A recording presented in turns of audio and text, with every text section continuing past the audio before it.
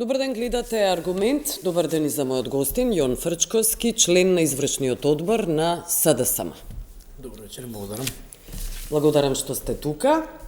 Добро, прво околу, веќе тоа го најавив во вестите, тие секојдневни обвинувања, скандалозни обвинувања, еве последните се на релација лидерот на СДСМ Венко Филипче со екс-градоначалникот Петре Шилегов. Што велите вие? Може ли тоа да остане во самото СДСМ, а не да се шири и да експлодира во јавност? Благодарам прво на поканата. Благодарам што сте тука. Прво мислам дека за да остане во самото СДСМ не требаше еден ден после централниот одбор господинот Шилегов да го адресира јавно. Така да веќе тука имате проблем кој што му дава јавен дискурс на сето тоа, што за мене ми е криво што е тоа така, затоа што СДСМ и председателот Филипче, особено во изминатите 3-4 недели, води една многу поразлична, интензивна кампања, нова борба во делот на разобличување на политиките на ДПМН и власта, во делот на корупција, во делот на ова се што се случува околу прашање за мигрантите, и при тоа разговаравме и отворивме една операција практично на кој начин ДПМН одговара на сето тоа, како ги трупа и труе медиумите со многу лажни и бескрупулозни вести. Мене ми е криво да се навратам на тоа што и нашиот член и поранешен градоначалник стана дел од тие вести, практично им овозможи да го искористат неговото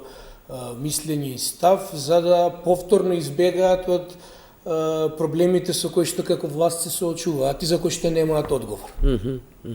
Добро, Филипчеве практично го обвинува ВМРО ДПМН дека преку Шилегов се инфилтрирало ВМРО ДПМН во самата СДСМ и го разнебитува. Да видиме по-конкретни, не го обвинува за инфилтрирање во СДСМ, туку дека преку Шилегов се обидува да ја разнебити. Го констатира е дека да, отворивме и разобличивме една сериозна операција која што власта пробуваше да ја на секој начин избегне и скрие, дека го разоткривме начинот на кој што функционираат за сето тоа да го избегнат, и дека да, за жал нашиот поранешен градоначалник, член, другар стана дел од таа приказна и машина која што ДПМН ја спроведува по неколку денови. Добро. Не само неколку денови, туку недели наназад. Да. Добро, имаше и предходно прилично приличен број на членови кои повторно излегуваат на јавна сцена преку социјални мрежи, го обвинуваат СДСМ и лидерот Филипче. Тоа не е спорно. СДСМ стално била сериозно демократска партија и тоа се случувало, и за мене е нормално да се препукуваат јавно? Не е баш нормално. Да имаат став за одредени прашања, еве сега да ја тргнеме оваа ситуација со Шилегов. И СДСМ никогаш не робувал тоа да го пика под тепих. Така да исто беше и на централниот одбор. Имавме успешен централен одбор, иако е нормално за нас да има дебата по одредени прашања. Во случајов беа грото процедурални, иако во медиумите се остави впечаток дека се разговарало на различни суштински разлики во однос на концептите како понатаму, не беше точно, меѓутоа СДСМ секогаш имал демократски капацитет да се носи со различни мислења во рамките на партијата, и тоа не го гледам како проблем, напротив. Имаше информација дека Оливер Спасовски излегол и единствено говорил и критикувал. Не, прво многу луѓе излегле и дебатирале на различни теми на централниот одбор, бев присутен. Не само координаторот наш на пратеничката група, и второ, како што ви спомнав, дебатата првично беше насочена околу одредени процедури, околу самиот централен одбор, свикување на конгресот, немаше никаква критика, ниту напад, за тоа така да биде Неверојатно сте доживеано, дебатирале. во однос на Смее да се дебатира. во однос на личности или во однос на правец или политики, тоа се помина нормално, Да. буквално, така да не мислам дека не би можел да издвојам нешто што било нетипично или ненормално. Освен на социјалните мрежи, што е нетипично и ненормално. Се сложувате со тие меѓусебни, скоро секојдневни обвинувања. И не се сложувам, затоа што кога веќе ќе бидете ставени под канонада, во која што ќе биде искористен ваш член за да се дефокусира од оно, се оно од кое што ДПМН пробува дента да избегне, не мислам дека председателот не треба да одговори. Не, добро, не мислам само на Венко Филипче. Говорам ли за членови на СДСМ кои постојано го обвинуваат Филипче. Има неколку членови кои... Тоа не може да се контролира и нема потреба да се контролира. Добро, Пак добро. ќе повторам дека убавината на СДСМ било тоа што имало различни мислења, дури кога знаат да забегаат и во одредени екстреми, меѓутоа тоа е нешто со кое што председателот се носи и ќе се носи. Демократска дебата мора да има. Добро. Околу Игор Ивановски, Шема и Андреј Петров, тие информации, дека практично подготвуваат некаков удар на СДСМ, да ја преземат СДСМ.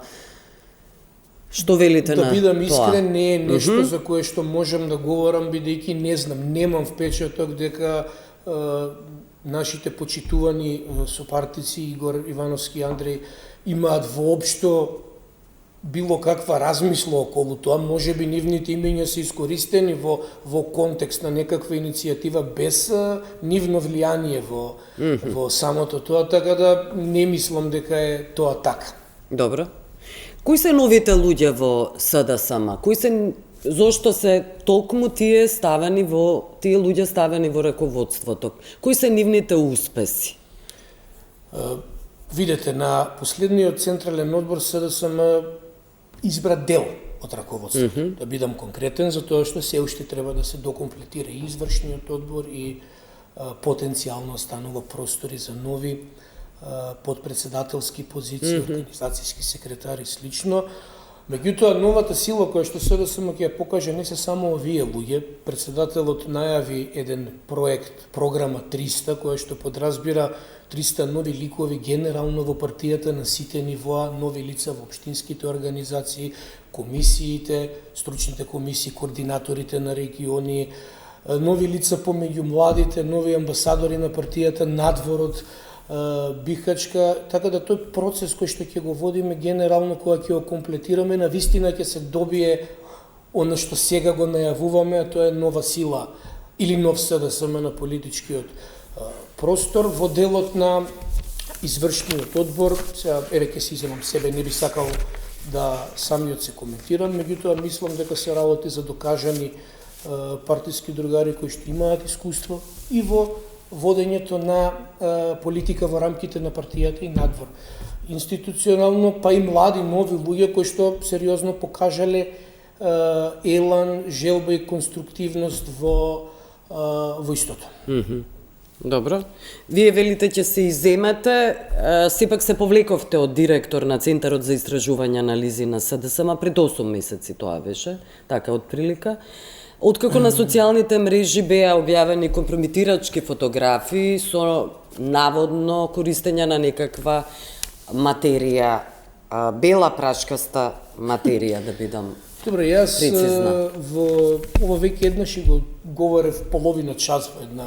Добро, но морам да ве прашам. Не е нешто од кое што избегав, криво ми е, затоа во тој момент не го негирав, понудив оставка до председателот.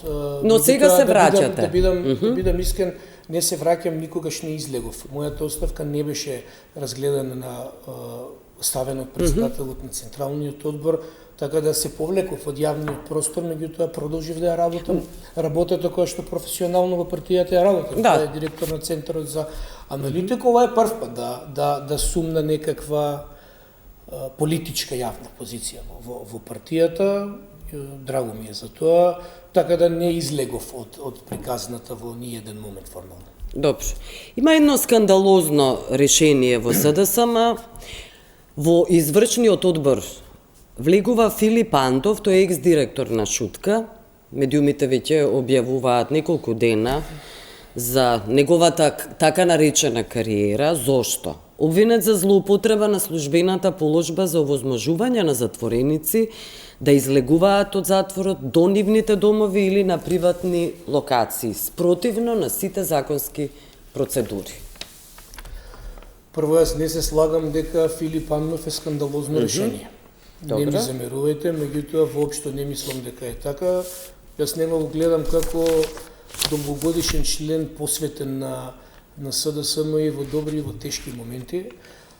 А во однос на наводите, ако не грешам, Филип Антов е во процес. Он ги негира ваквите обвинувања. Не, додека трае процесот. Верувам во тоа, меѓутоа и мислам дека би било несоодветно да ги дискутираме додека трае било кој процес, затоа што на крај можеби ќе дојде до ситуација да треба сите медиуми што како и мене така и него го направија лом овој период, да се на некој начин извинат и да испадне дека воопшто она што било предмет на обвинение не е така. Да, но не треба да влезе во потесен круг на раководство ако веќе има судски процес. Не се согласувам дека не треба, затоа што тука не верувам дека не гледавме во неговите процеси и професионален нешто што професионално не е докажано, туку го ценевме него како партиски другар, член кој што може да придонесе во периодот што следи. Добро. Ајде околу новите политики на СДСМ. Веќе на вистите најавив дека стануваат прилично десничарски со оглед на ставот кон мигрантите, стравувањата дека Македонија ќе ја преплават мигранти, дека станува збор за убици, силувачи, такви информации кружат во јавноста, не велам дека СДСМ ги пласира, но сепак стравот од мигрантите на СДСМ. Од што точно се плаши СДСМ? Ајде прво околу тоа, па ќе се навратам и околу новите политики, бидејќи се многу повеќе од тоа ќе говориме за мигрантите. Да. СДСМ не се плаши од ништо. СДСМ прво разоткри една ситуација која што практично власта ја држеше под маса и се уште пробува да ја камуфлира. Да. Ќе си дозволам да кажам лаже, ја поклопува со резолуции кои што се за мене нонсенс и дури се своевидна цензура на јавното мнение во еден политички плурализам. Добро, резолуцијата е против СДСМ. Резолуција против СДСМ, зашто? Поради изнесени тези во јавност. Да, таа многу повеќе се однесува на СДСМ отколку на мигрантите. Прво, во целиот овој период стравот го развива фактот што власта не кажува воопшто дали и што се договорила. Тие тврдат дека ништо не се договориле. И не го демантираат лондонски Таймс, дури беа прашани како влада од новинар на Таймс и не добија одговор. Значи, британските медиуми лажат, цела Европа лаже, кој лаже? Ние дури, не само во Британија, во други земји бевме посочени како можна дестинација, цитирам во насловите на други на странски медиуми, нова локација за нелегални мигранти. Да. Сега реториката им се смени, дека тоа не станува збор за нелегални мигранти, туку евентуално економски работници, можеби во таков контекст. И тоа е нормално дека ништо не би било нелегално доколку се склучи со потпишан договор со друга земја. Кога било кои лица ќе бидат во рамките на некој договор, тие не се нелегални. И второ да расчистам нешто што апсолутно не е став на СДСМ, ние не сме ксенофоби и не се бавиме со мигрантите како лица и прашање. Тоа се луѓе засегнати од војна И таа ситуација на вистина е уредена со конвенции за човекови права кои што ги почитуваме, воопшто не одевме во таа насока. Има неколку прашања кои што стојат и кои што секојдневно ги адресираме. Прво, самото бегање од нашата резолуција, која што СДСМ ја понуди, јавно ја објави, ни е доволен тригер за да стравуваме дека под масата ВМРО-ДПМН нешто договорил. Зошто не ја подпиша? Зашто заеднички не ја ставивме на дневен ред во собрание? Заради тоа што треба да имаат собствена резолуција, а не ваша. Едноставно одговорат. Може да интервенираат во резолуцијата. Па не сакаат. Чекајте се, ова номотехника да се смени, вака ќе. Не сакаат за тоа што кријат. За тоа што доколку ја прифатат, тука целата полемика завршува. А веќе фатија наратив дека тоа не е вистина. Тоа е прво. Второ, зашто е стравот? Денеска, нешто што го прочитав пред вашата емисија на медиумите, беше дека државите членки на Европската Унија, конкретно во Европскиот парламент, донесуваат заклучок, кој што веројатно за кратко и ќе го формализираат во Европскиот парламент, дека нелегалните мигранти, односно одбиените баратели на азил, ќе бидат депортирани во безбедни трети земји, некоја таква формулација. Затоа самото по себе имплицира дека тоа се земји кои што не се членки на Европската Унија, бидејќи ова е унитарен став на членките на Европската Унија. Македонија е по дефиниција трета земја. Безбедна трета земја или црна дупка во Европа. Легитимно, оно што стравуваме, нели се залагаме за интеграција во Европската Унија. Доколку е ова случај, тогаш ние немаме само проблем со уставот и отварање на поглавието, туку самите си наметнуваме ново прашање. Ако не грешам, по ваквата констатација на Европскиот парламент Албанија се повлекува од прифаќање на тоа беше јавно објавено од Британија. Ако не грешам, не сакам да шпекулирам, мислам дека истата и ситуација со Црна Гора. Значи, практично не безбедни трети земји, него безбедна, подобна трета земја.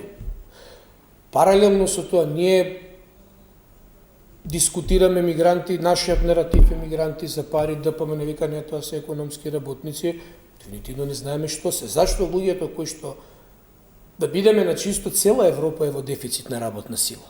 И Британија и останатите земји. Зашто луѓето кои што зашто за тие земји се неподобни оваа група на конкретно азиланти, а не за Македонија. И сега ние треба наедно да кажеме, дај тука.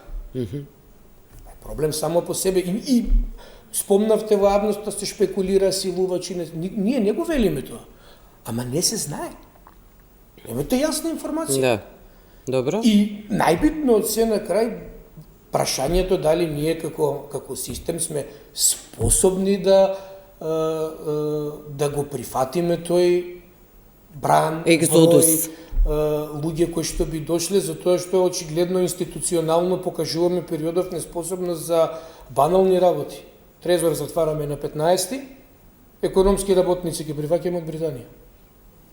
Беше демантирано дека Трезорот се затвора на 15. Добре, да го тргнеме Трезорот како прашање. Но добро, ви ја сваќам поентата.